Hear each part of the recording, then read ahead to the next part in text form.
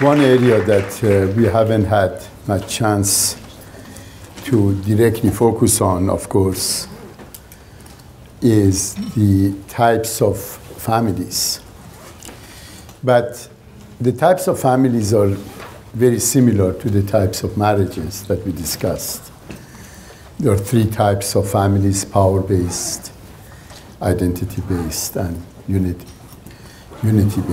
And power-based families are authoritarian, and all of us are familiar with those.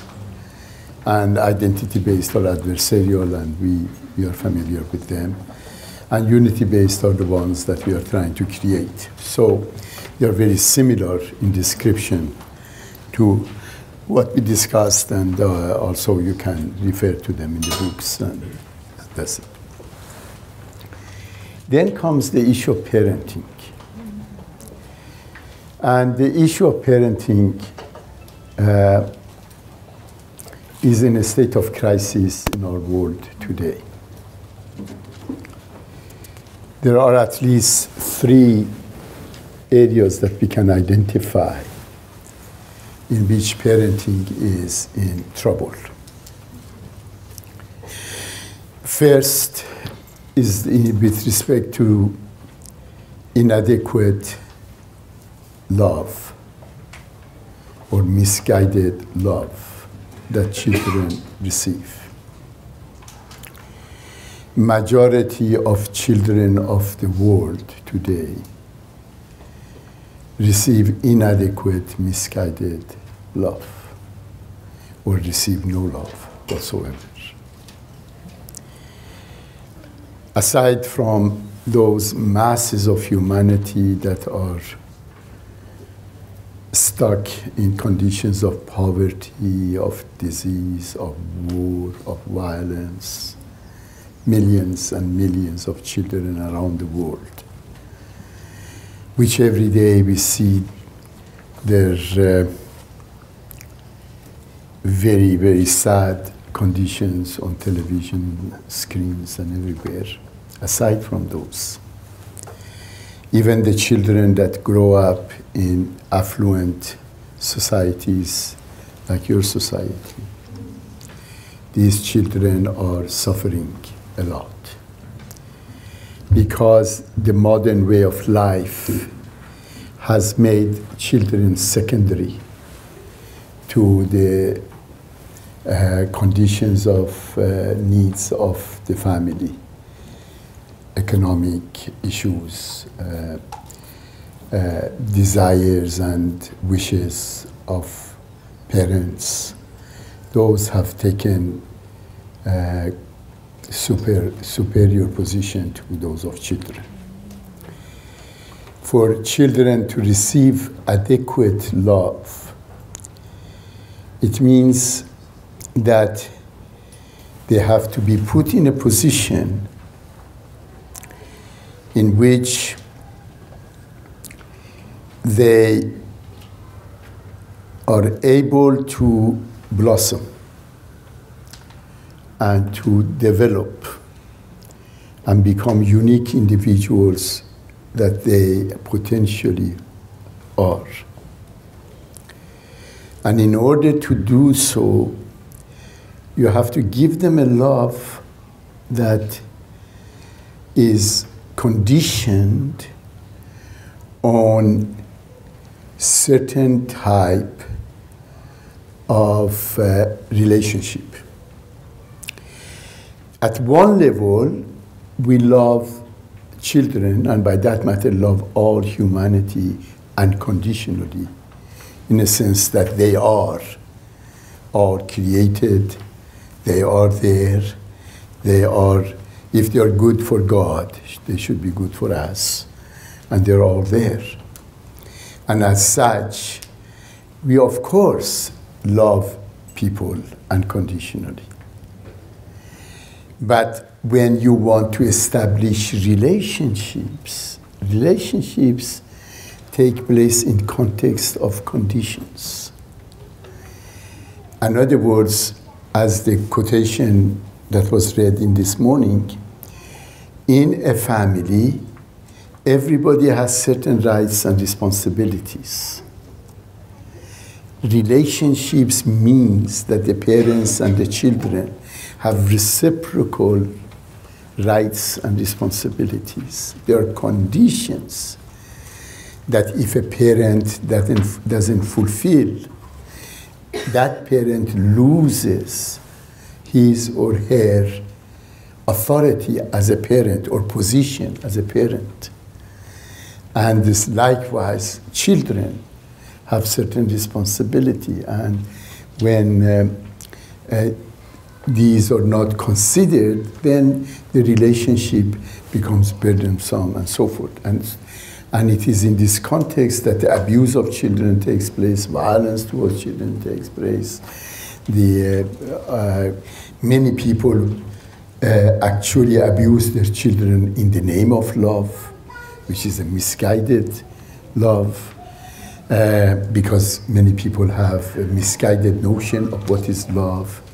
Many people think indulgence is love. Many people think pleasure is love. Many people think that letting children to do whatever they want, however they want to do is love. So many misguided notions about what love is, that in the context of family, it becomes very problematic. So we see all kinds of people who grow up in really, really difficult family situations. And then they have to, through their own efforts, they have to heal their wounds and become increasingly more and more complete, whole individuals. One thing to remember is that human individuals, every human being, is in possession of creative capacities. In other words, doesn't matter how negatively we have been treated, still we can find usually in ourselves the necessary capacities to change our conditions and move from position of having been victims and therefore incapable of doing anything to change our situation to active agents of change in our lives. It is very important not to consider oneself as a helpless, hapless victim.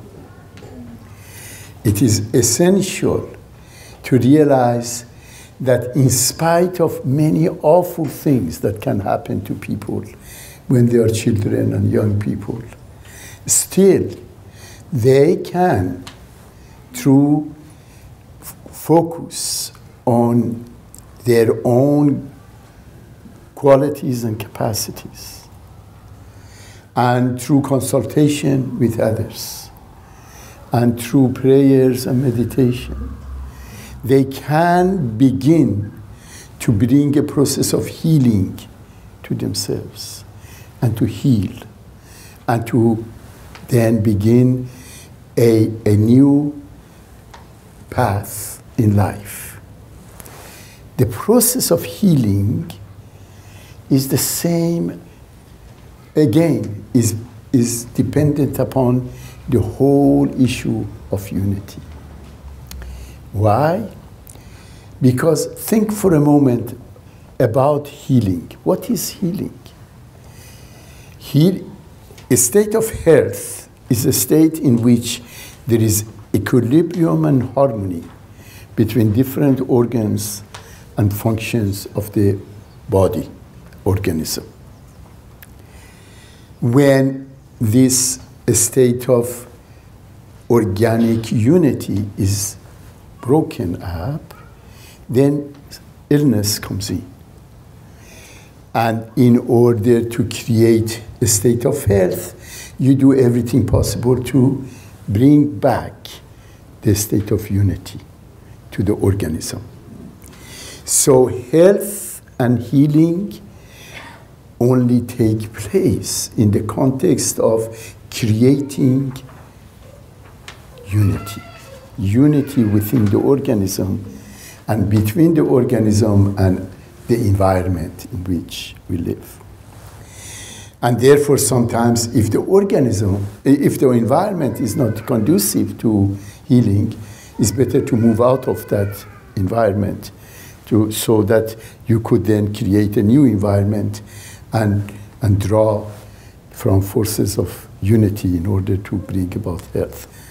And so it is very important to realize that regardless of how problematic our life is that we eventually are able to rehabilitate ourselves to become full, to become complete, to become whole, to establish a new life, to establish a new phase.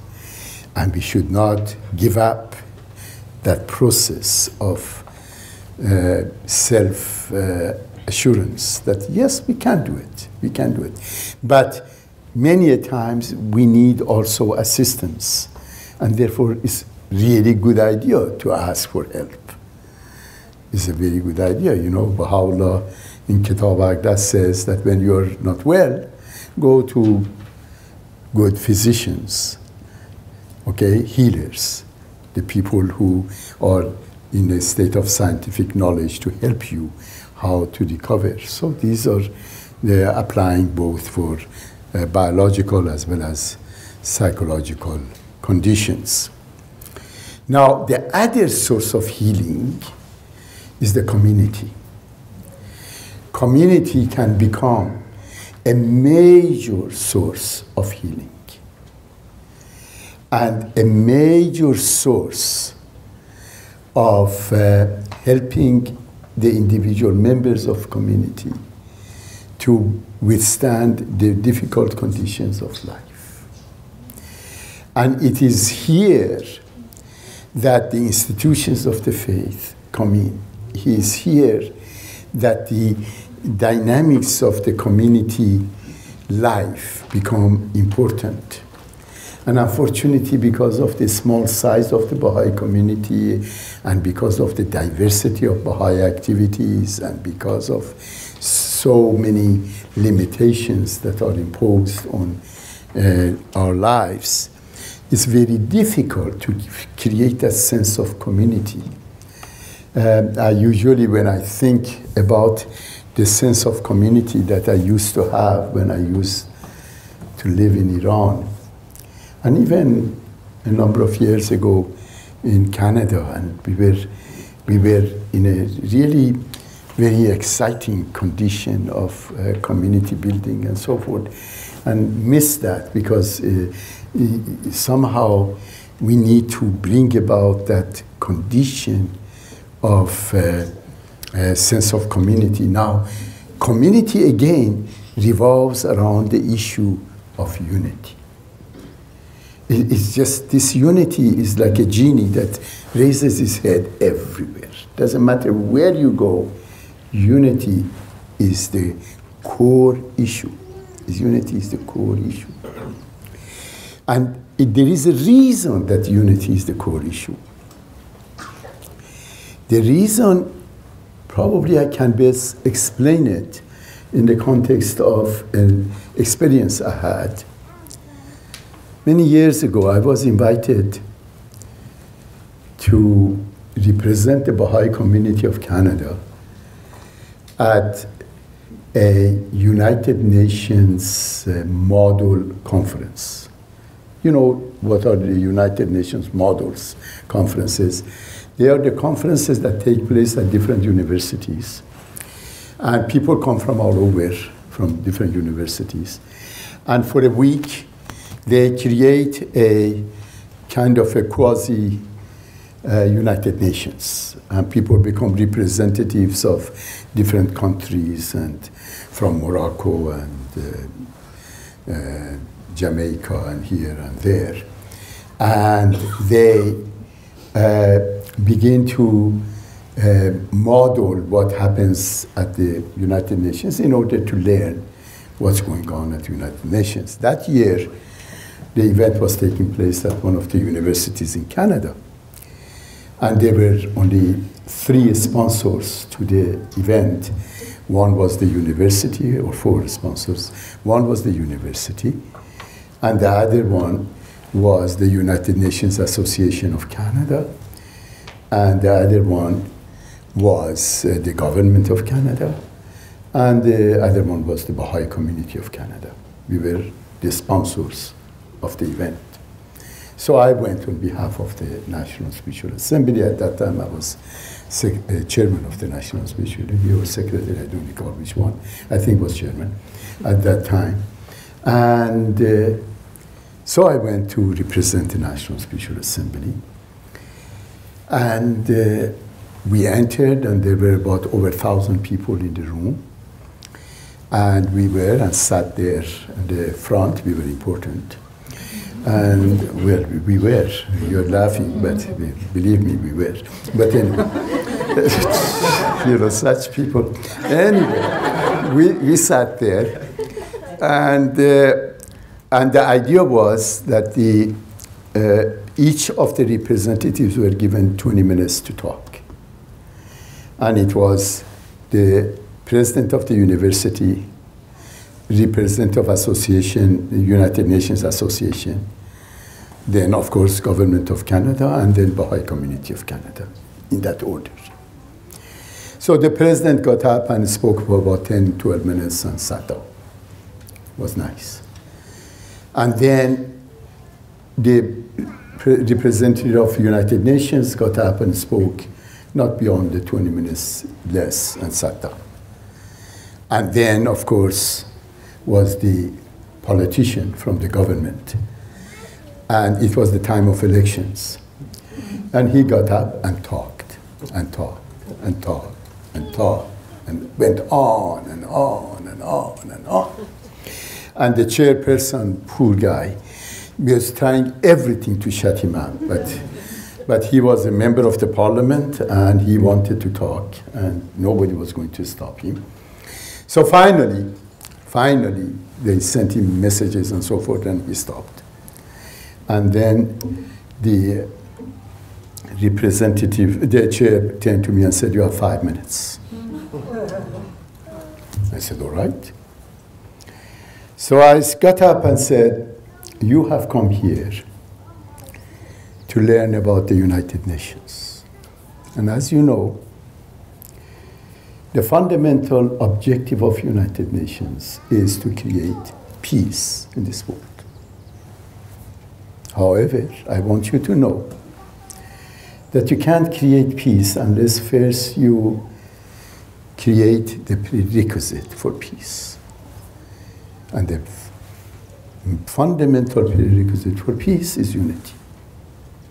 However, you cannot create unity unless you first fulfill the main prerequisite for unity.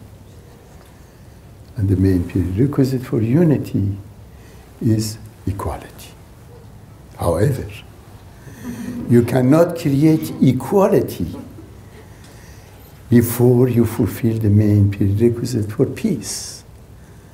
And the main prerequisite for equality, I missed the Justice Department, is to create the main prerequisite for equality is to become universal.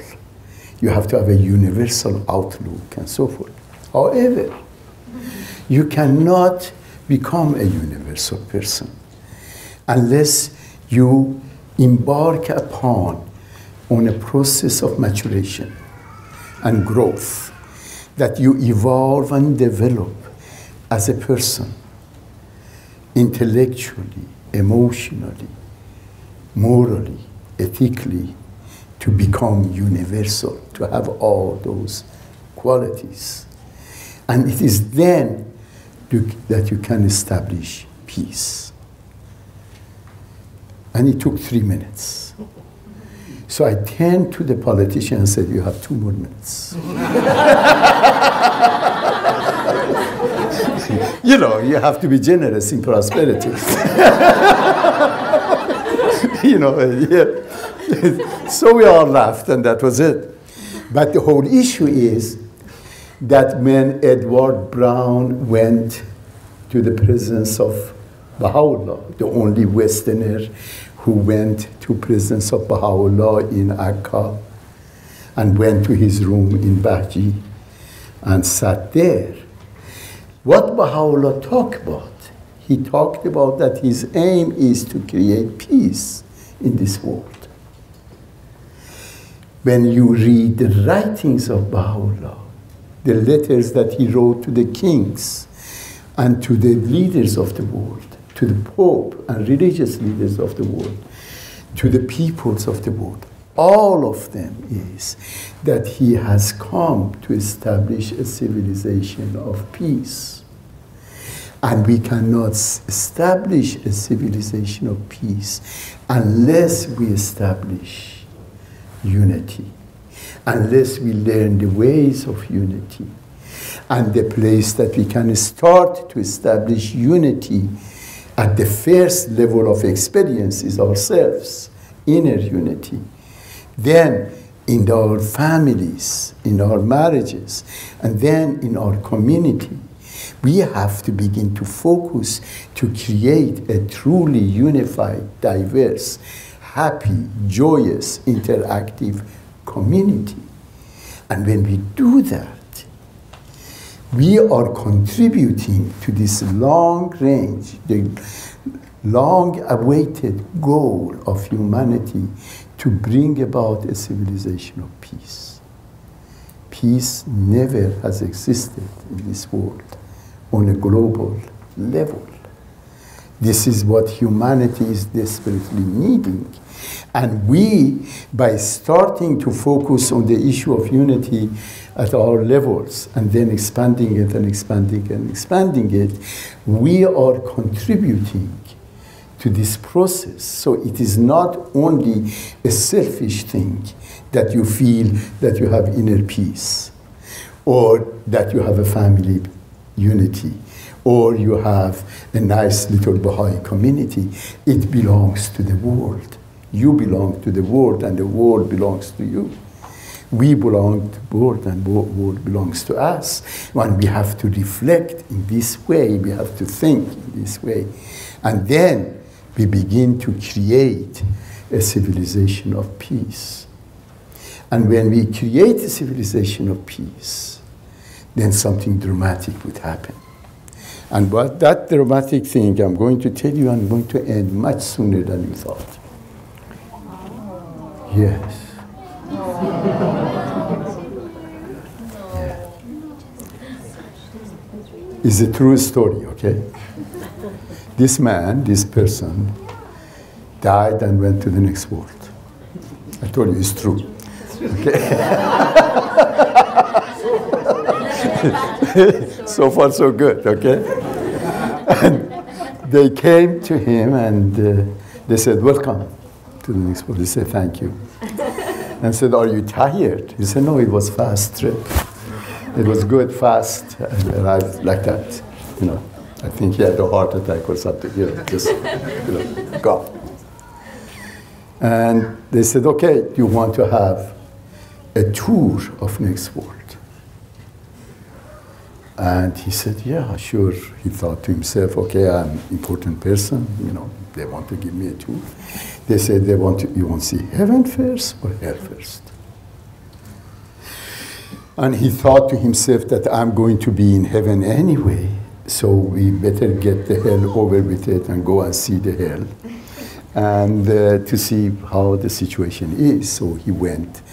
He said, let's go and see the hell. So they went to this place with this iron door and neon lights and said, hell, hell, hell. And they banged at the door and so forth, and finally somebody opened the door and they went in. And he looked, and it was beautiful. the most beautiful sight he had seen in his life. Trees were verdant, the weather was just magnificent. They had changed it to centigrade, it was 20 degrees. Here, you know, they had everything very nice. The birds singing nightingales, the brooks of water everywhere. It was really nice place. For a moment, he thought that it was in Great Britain. But, but he stopped himself and said that it couldn't be. We are visiting hell. So finally, he came and it was lunchtime, and they had all kind of food sitting there. The best of all food was sitting there. Mostly Persian, but but there were other food as well. They were from all over the world.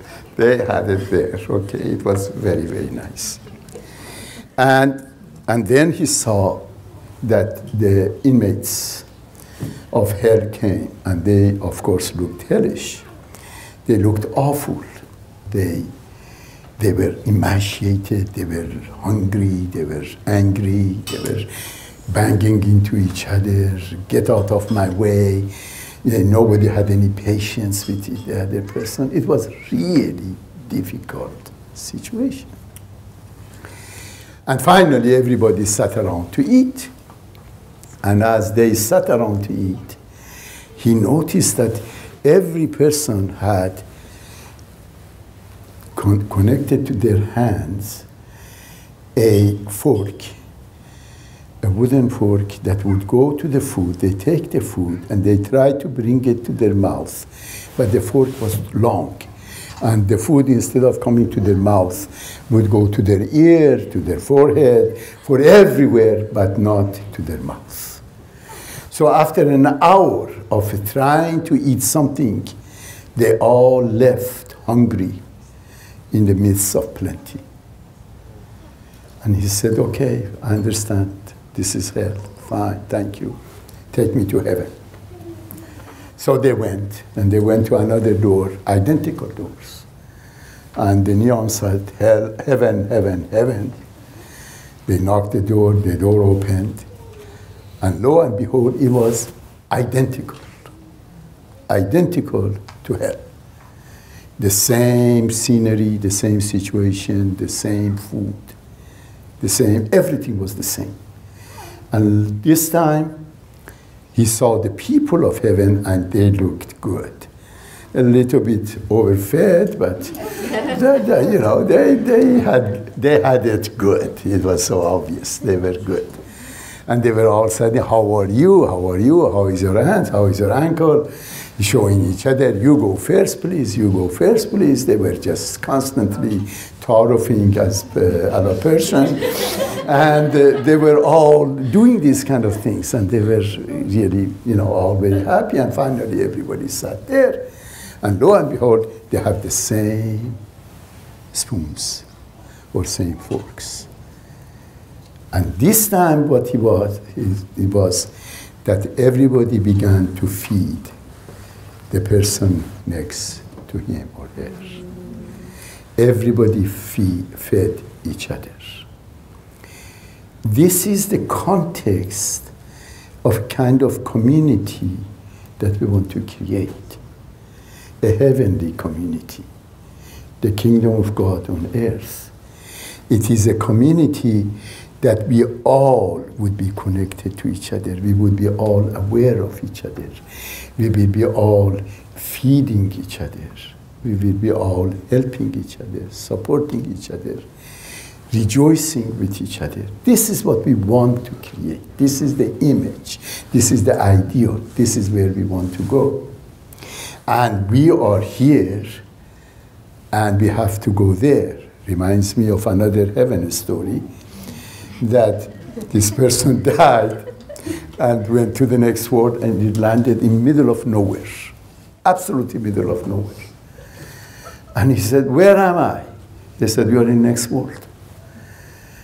He said, tell me about the next world. They said, good news and bad news. I said, what's the good news? There is a hell, a heaven. What's the bad news? No, good. What's the good news? There is no hell.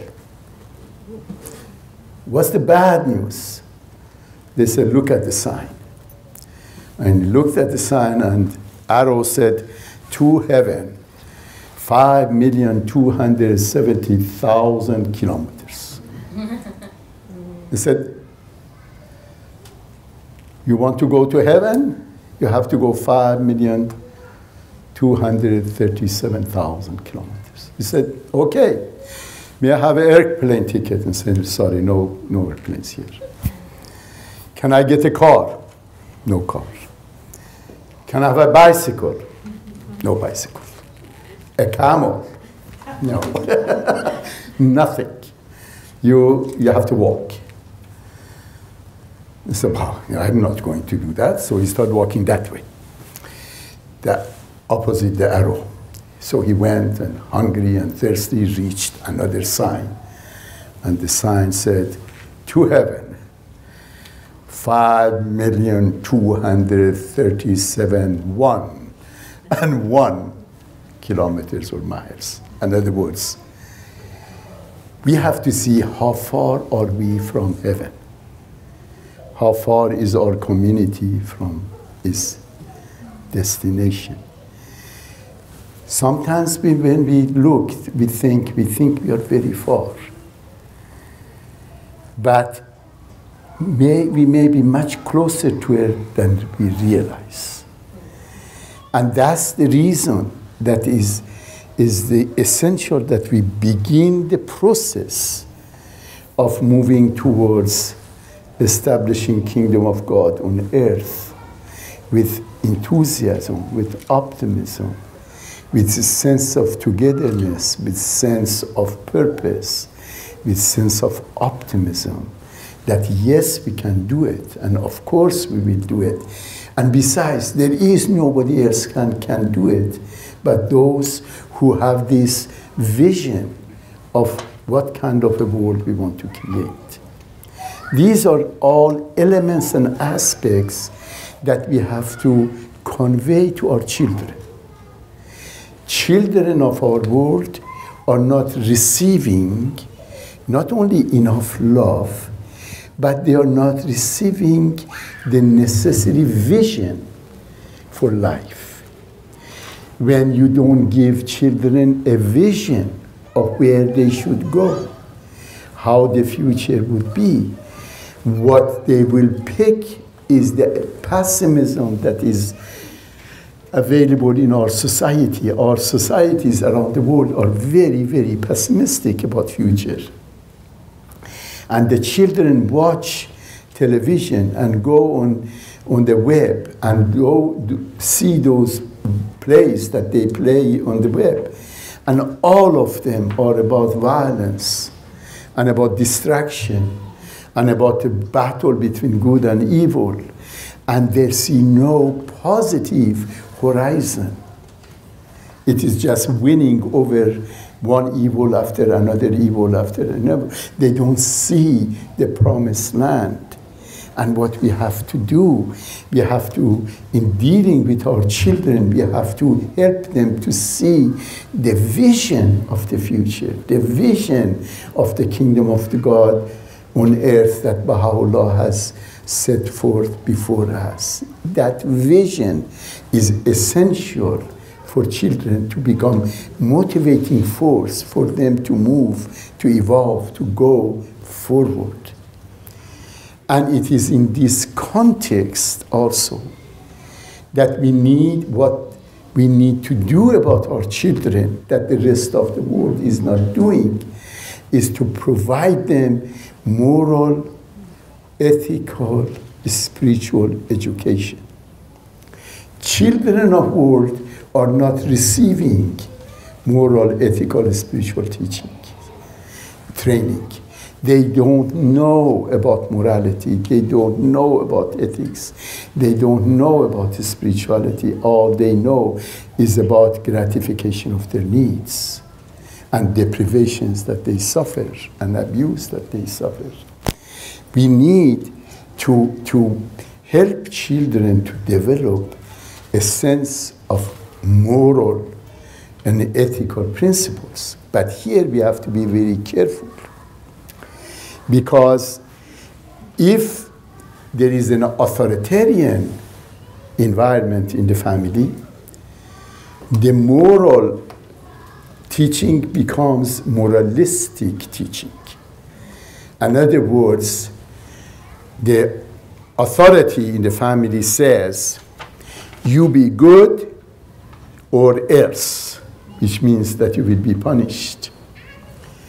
And it becomes a value judgment of the child. And if the child behaves contrary to what they describe to be good, then the child is seen as being not potentially, but actually in substance bad.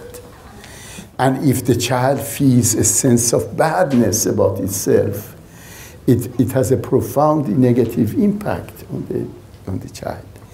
So children in the authoritarian families do good because of fear. And when you do good because of fear, as soon as the source of fear is removed, you go the opposite. And that's why so many children in these kind of families, they become involved in religious activities and this and that of the family. And when they reach certain age that they are independent, they leave and they become on their own and reject religion and spirituality and all of those things.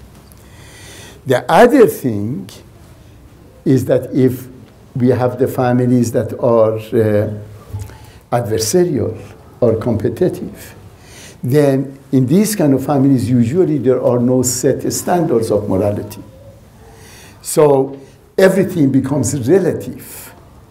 And in a relativistic environment, the children become very, very frightened and very confused. And they don't know what is right and what is wrong. And they basically become self-focused. And they do what gives them pleasure at the temporary level, at the immediate level, and nothing else.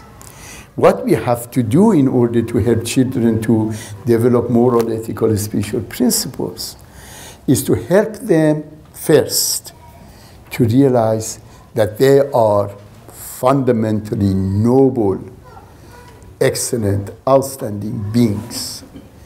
God has created them noble. Baha'u'llah says, noble have I created thee. We are noble beings. We are all, as Abdul Baha said, all are perfect. But some are more perfect than others, but we are all perfect. And children should know that they are perfect. Children should know that in their essence of their being, they are lovable and they are loved. And they are fundamentally good. This is very important because human beings at a psychological level, human beings are fundamentally moral beings. What does it mean that we are moral beings? It means that human beings want to be good and to do good. Every human being wants to, at the base, at the core of his or her being, wants to be good and wants to do good. Okay? So this is what we have to encourage in our children. Remind them, first of all, that they are good. Remind them that they want to do good. Acknowledge that it's difficult to be good all the time. And when something has happened that goes contrary to that process, help the child to correct himself or herself and go back to the process of doing good. By doing that, then you give power to the children to be agents of goodness.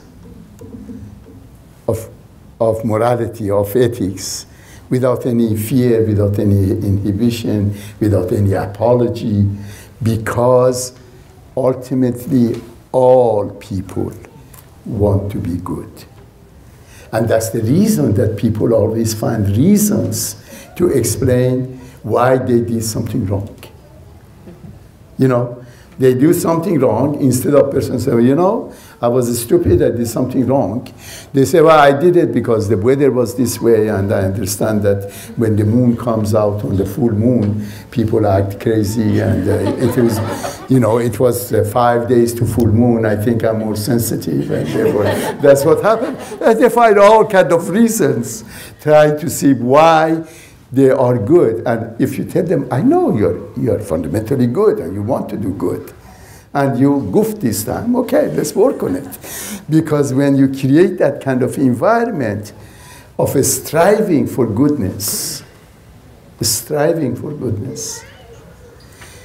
where the very nature of striving means that you are not perfect, that you have to experience things. And when you experience, it means that you're going to mistakes.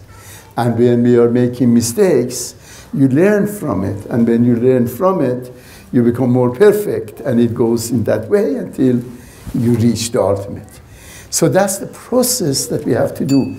So the crisis of modern parenting are with regard to inadequate education, with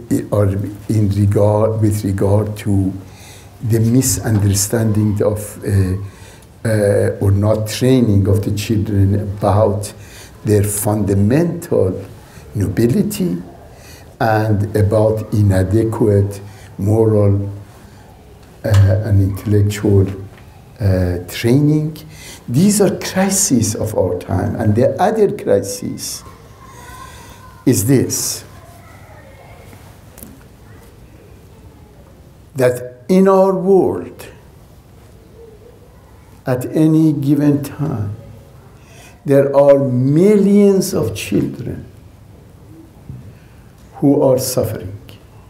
Millions of children who are deprived, who are hungry, who are dying of diseases that are preventable. Millions and millions. And we have to remember that all children are our children. All children are our children. And we better not neglect them. In other words, as we pay attention to care of our children, we better also to be generous and giving a little bit of what we have for the care of other children. Because when you do that, you draw the bounties of God to yourself and to your family and to your children.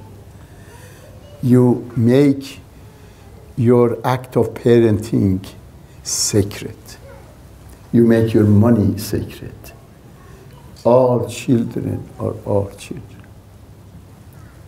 In the final analysis, all of these revolve around the fundamental core of the Baha'i faith, which, as Abdul Baha says, the fundamental core of the teachings of the Baha'i faith is the covenant that we make between us and God in the context of relationship with humanity, with each other, and the consciousness of the oneness of humanity, that we are all connected with each other, every one of us, the whole world. When we begin to think and reflect along these lines, our preoccupation with the little mishaps of life become far less important. They go away and we become universal beings. I want to thank you for having been so patient with me for these number of many hours that I have made you to sit here, but I have been encouraged. I always say that my presentations are as good as my audience. So if it was good, it's because of you. If it was not so, and otherwise, it's because of you. I am totally innocent, okay? And I want to thank the National Spiritual Assembly to make this occasion possible. Thank you.